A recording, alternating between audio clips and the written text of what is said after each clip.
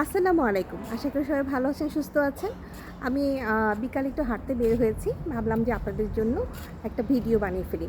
আমি এর আগে যেটা বলেছিলাম যে আপনাদের অনেকের ক্ষেত্রে দেখা যায় কি ফার্স্ট বেবি হওয়ার পরে যখন সেকেন্ড বেবি হয় ফার্স্ট বেবিরা অনেক বেশি দুষ্টামি করে বা দেখা যায় ফার্স্ট বেবি কান্নাকাটি করে বা কথা শুনতে চায় না, বাচ্চাকে দেখা যায় খোঁচা মারে, বাচ্চাকে দেখা যায় যে ব্যথা দেওয়ার চেষ্টা করে, বাচ্চাকে সহ্য করতে পারে না, একটু খিটখিটে মেজাজি হয়ে যায়।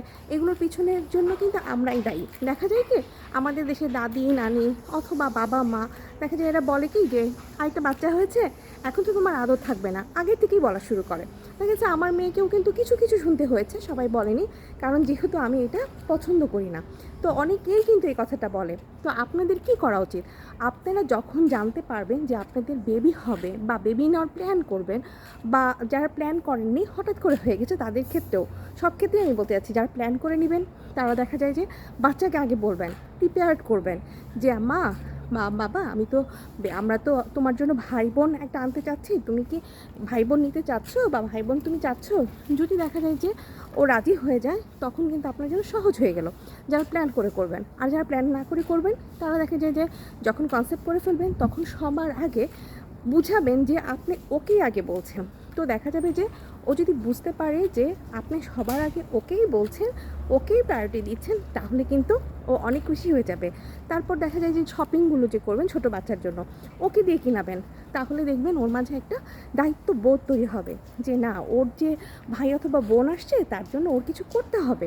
তাহলে কিন্তু ওটা শিখে যাবে। এটা নিয়ে কিন্তু ওর মাঝে কোনো হিংসামি হবে না। এবং যখনই আপনি কিছু কিনবেন ওর জন্য কিছু কিনবেন সাথে, তাহলে কিন্তু ওর ভালো লাগবে। বা বাসায় যারা গিফট নিয়ে আসবেন তাদের ক্ষেত্রেও কিন্তু উচিত বড় বাচ্চার জন্য কিছু একটা নিয়ে আসা, তাহলে ও ইনসিকিউরিটি বোধে ভুগে না।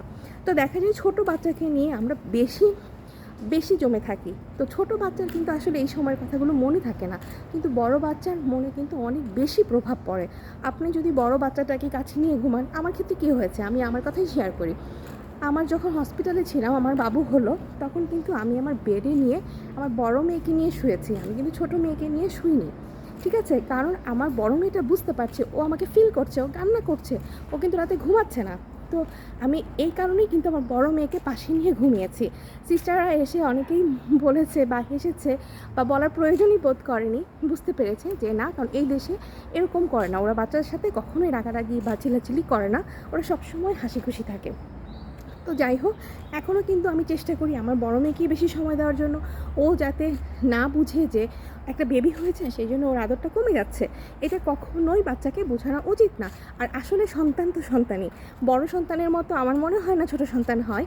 তো বড় সন্তানের জন্য একটা এক্সট্রা ফিলিং শুরুর থেকে, মানে বছর আগের থেকেই শুরু হয়ে যায়। প্রথম বাচ্চার জন্য যেরকম ফিলিংস দ্বিতীয় বাচ্চার ক্ষেত্রে হয়তো বা আস্তে আস্তে গ্রো করে, কিন্তু সাথে সাথেই কিন্তু অতটা গ্রো করে না। তবে আমাদের দেশের দাদি নানিরা এই কাজটা সব থেকে বেশি করে থাকে, যে বলে তোমার আদর কমে যাচ্ছে। এই কথাটা কখনোই বাচ্চাকে বলা উচিত না।